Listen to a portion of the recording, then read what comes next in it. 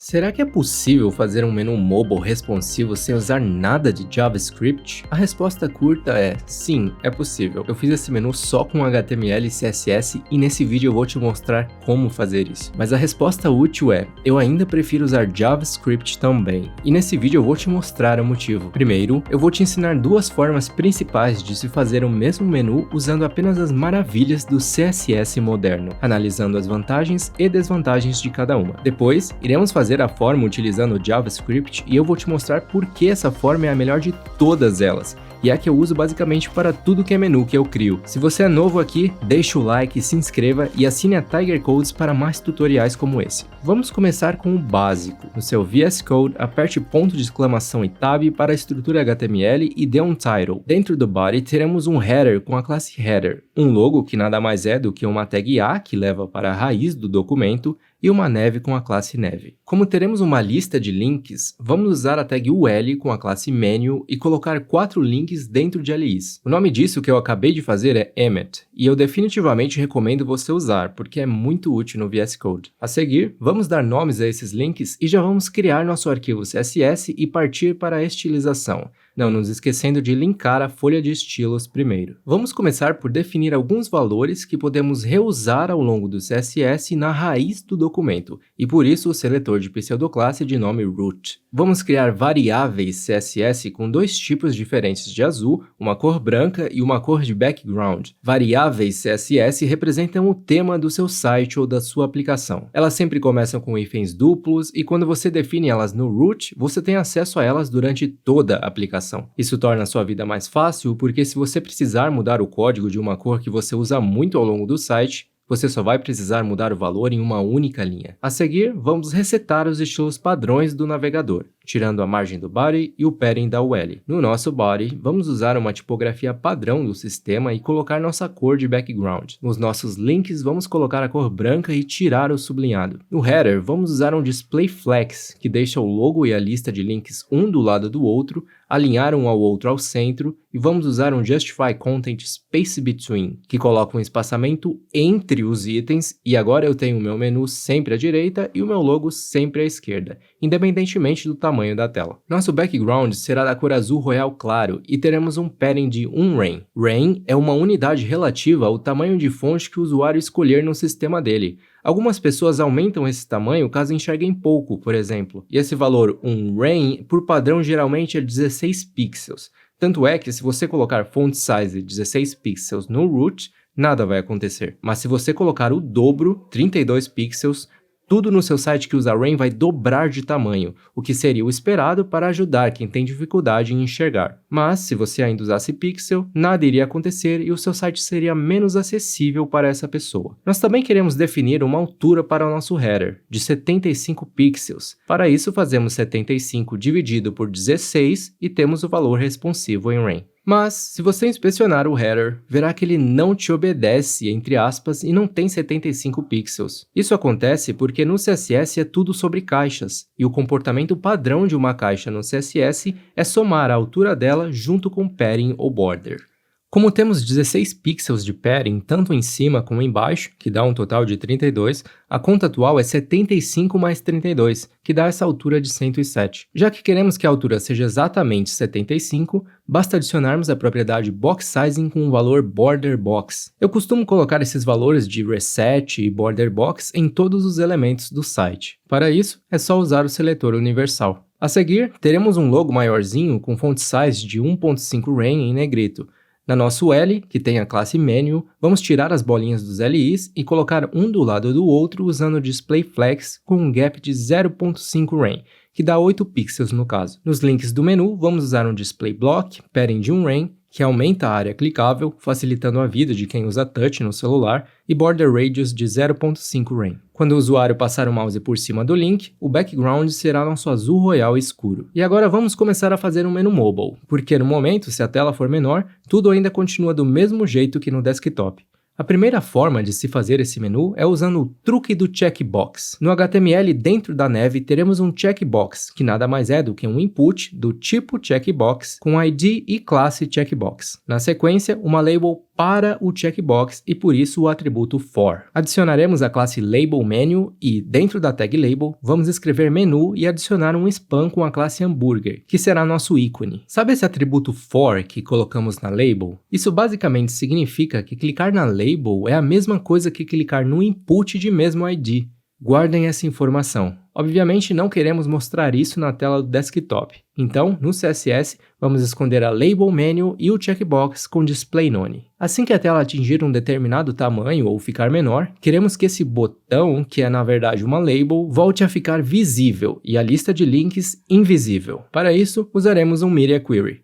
Media Queries começam com arroba e a palavra Media. É através dele que a gente define um estilo de CSS que só vai ocorrer dependendo do tamanho de tela que colocarmos entre parênteses. Vamos usar Max Width 600 pixels. Isso significa que se a tela for menor que esse tamanho, os estilos dentro da chave serão aplicados. Vamos começar por esconder o menu, que representa o L com os links. Vamos falar com a Label Menu e dar a ela um Display Flex, pois o ícone de hambúrguer ficará do lado da palavra menu. Vamos usar Align Item Center, um gap de 0.5 rem, cor branca, padding de 1 rem apenas em cima e embaixo, e é isso que a propriedade padding block faz, e um cursor pointer para aparecer a mãozinha do mouse. Para desenhar o ícone de hambúrguer, que no HTML é apenas o span vazio ao lado da palavra menu, vamos usar border top 0.125 rem, que dá 2 pixels, solid e width de 1.25 rem, que dá 20 pixels. Para as demais linhas, podemos usar os pseudo-elements before e after. O conteúdo será vazio, teremos display block, pois por padrão eles são inline, a largura vai ser 20 e a altura vai ser 2, e em background podemos usar a palavra-chave current color, que representa a cor atual herdada, que é branca.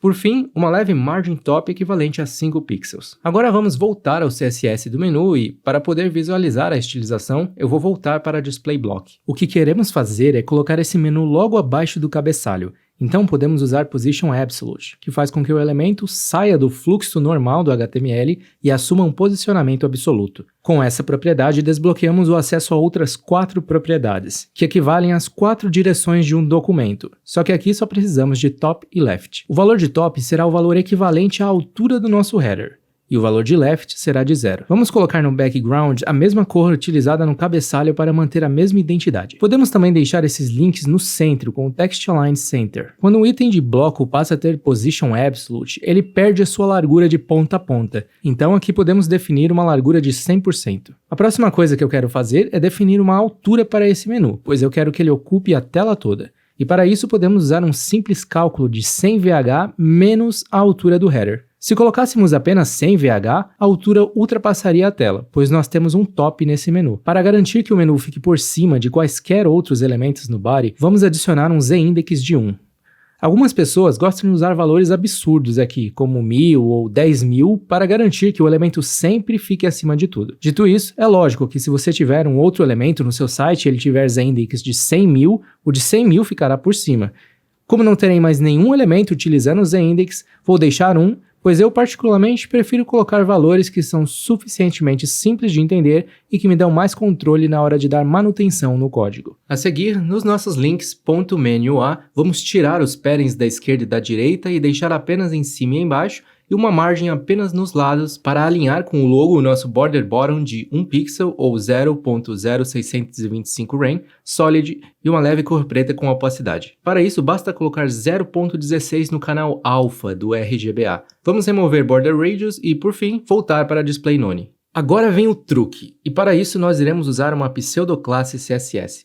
Pseudoclasses se referem ao estado de um elemento. No CSS, existe uma pseudoclasse chamada Checked. Logo, podemos selecionar o nosso checkbox e, quando ele estiver checado, falar com o menu que vem em seguida dele no HTML. Para isso, nós usamos o seletor de irmãos gerais, representado pelo sinal de til. Esse seletor irá corresponder a um elemento .menu que vem em seguida, mas não necessariamente imediatamente, de um elemento .checkbox checado dentro de um mesmo elemento py no HTML. E se você está se perguntando como isso vai funcionar, sendo que nós escondemos o input com checkbox, é porque quando o usuário clicar na label, que é a palavra menu com um hambúrguer, ele sem perceber estará checando o input que está escondido. Então, se o elemento for checado, vamos mudar de display none para block. E assim vemos o menu funcionar. Repare, porém, que essa transição está muito seca. O ideal seria animar a entrada desse menu para melhorar a experiência do usuário. A primeira coisa que eu quero animar é a altura desse elemento crescendo na tela. Para isso, podemos colocar a propriedade height, que calculamos anteriormente, apenas quando o menu estiver ativo, ou seja, for clicado ou checado. E no menu, vamos colocar height de 0. Assim, ele irá animar de 0 para essa altura total. Vamos colocar a propriedade transition com um valor de 0.5 segundos para que essa transição ocorra de maneira suave em todas as propriedades que o CSS conseguir animar. E aqui nos deparamos com o seguinte: ao clicar no menu, vemos que a animação não está funcionando.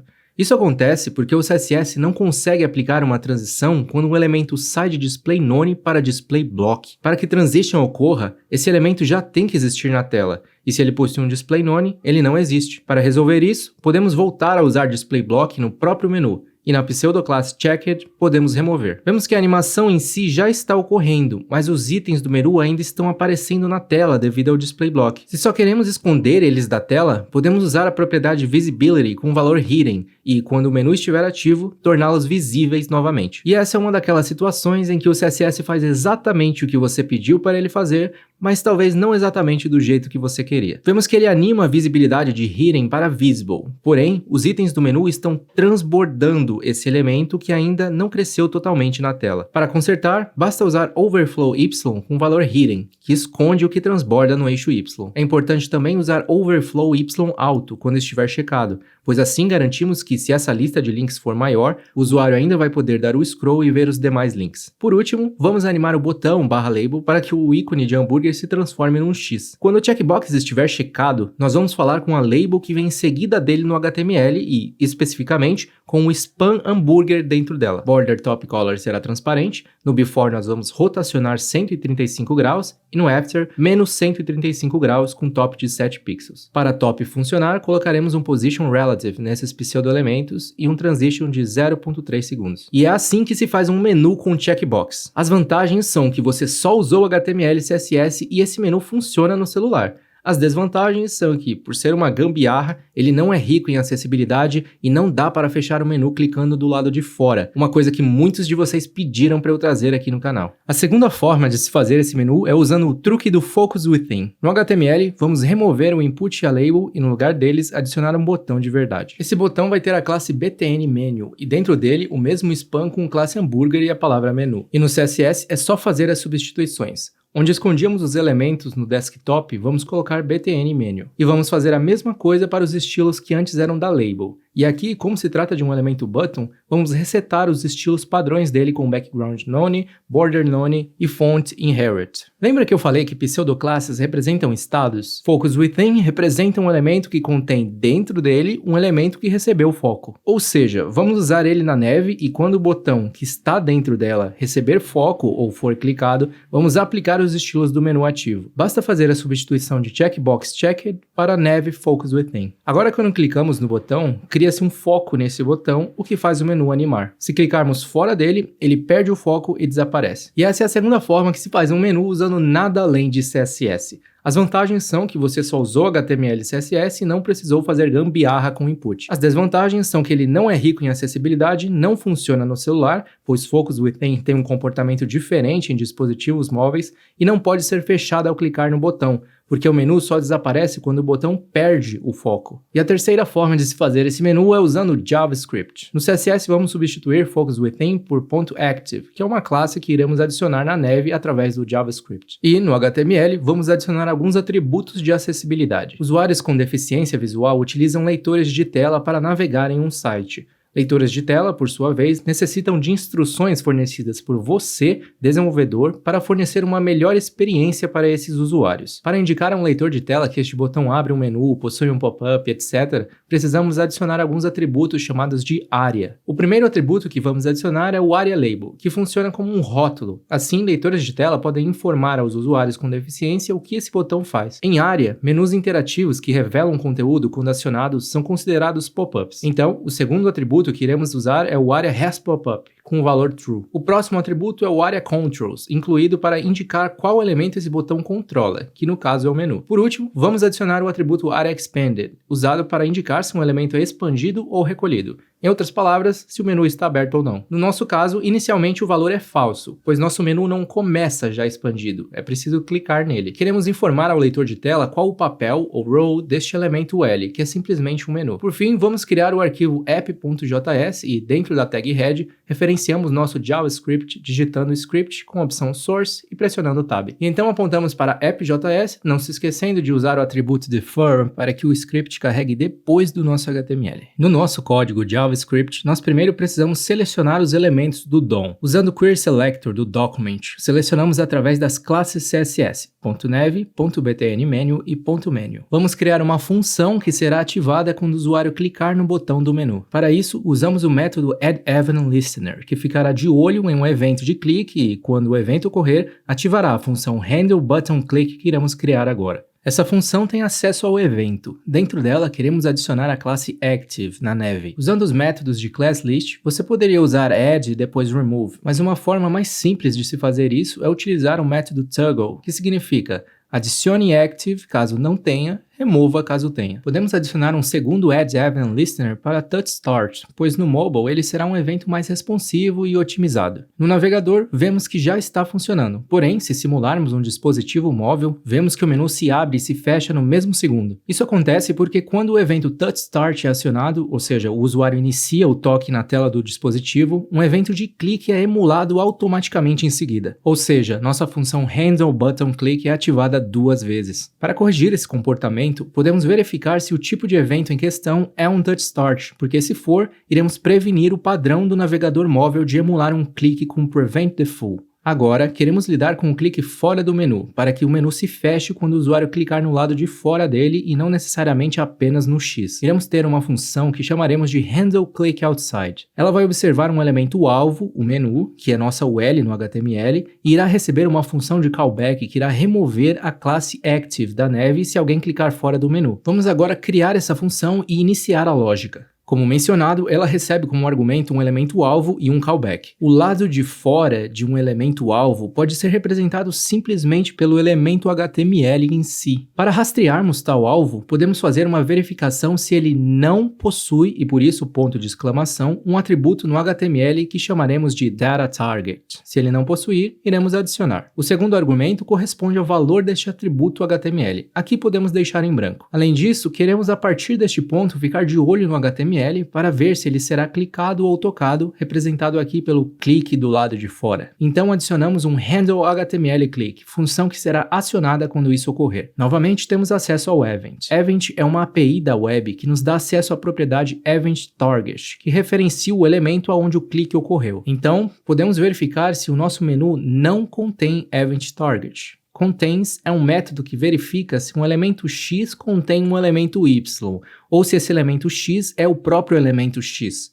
Ou seja, o código dentro de if irá executar apenas se o alvo do clique não for o próprio menu, e sim um elemento do lado de fora dele, como o header ou qualquer outra coisa. Quando isso acontecer, a primeira coisa que queremos fazer é limpar o atributo DataTarget para permitir que essa função como um todo ocorra mais vezes. Outra coisa que queremos remover são os gatilhos de evento do HTML, pois por questões de performance, nós só precisamos deixá-los ligados quando o menu estiver aberto, não além disso. Por fim, executamos o argumento que passamos de callback para remover a classe Active e fechar o menu no clique fora. Se testarmos no navegador, vemos que o menu simplesmente para de funcionar. Isso poderia passar despercebido por você, mas ao inspecionar no console, podemos observar que, na verdade, tanto a classe Active na Nav como o atributo DataTarget na UL estão sendo adicionados nos elementos, porém removidos logo em seguida em uma fração de segundo. O que acontece por baixo dos panos é o que chamamos de fase de bubbling do JavaScript. Quando um evento é acionado em um elemento que possui elementos pai no HTML, o navegador executa o primeiro manipulador, ou handler, que encontrar e, logo em seguida, ele passa para o próximo elemento ancestral imediato e faz a mesma coisa, procurando se a outros handlers atrelados, depois para o próximo e assim por diante, até alcançar o elemento HTML. Como no nosso caso há de fato um handler atrelado ao HTML, quando o usuário clica no botão, o handler do botão é executado e, devido ao bubbling, em seguida o handler do HTML é executado, e tanto o atributo data_target como a classe active são adicionados e removidos instantaneamente. Esse é um comportamento irritante, mas existe uma maneira de corrigir isso. Depois de executar o primeiro handler, podemos utilizar o método stopPropagation, que faz com que o evento não borbulhe mais acima na cadeia. Portanto, nenhum outro handler rodará assim que handleButtonClick for executado. O legal é que você pode usar essa função em qualquer menu, e ainda mais se ele for pequeno, o resultado é bem agradável. No botão, lembra que colocamos AreaExpanded inicialmente como false e AreaLabel como abrir menu? No clique do botão, queremos mudar AreaExpanded para true, indicando um menu aberto, e também mudar AreaLabel para fechar menu, correspondendo assim ao que ele faz atualmente. Então criaremos a função setArea com a constante isActive, que retorna um valor booleano de true ou false, dependendo se Nav contém a classe active ou não. Assim, AreaExpanded é atualizado dinamicamente quando o menu fechar ou abrir. E ainda, se estiver ativo, ou seja, o menu estiver aberto, AreaLabel será fechar menu. Caso contrário, e o menu estiver fechado, AreaLabel será abrir menu. Executamos essa função quando o usuário clicar no lado de fora ou clicar no botão do X e o nosso menu responsivo está pronto. As vantagens aqui são muitas. Ele é rico em acessibilidade, não tem gambiarra com input, funciona no celular e ainda fecha ao clicar do lado de fora. A desvantagem é que talvez dê um pouco mais de trabalho, mas eu acho que vale a pena. E você? Eu vou ficando por aqui. Se esse vídeo te ajudou, por favor, deixa o like e se inscreva. E me siga em todas as redes sociais para ajudar a Tiger Codes a produzir ainda mais conteúdo. Muito obrigado por assistir e eu vejo você no próximo vídeo.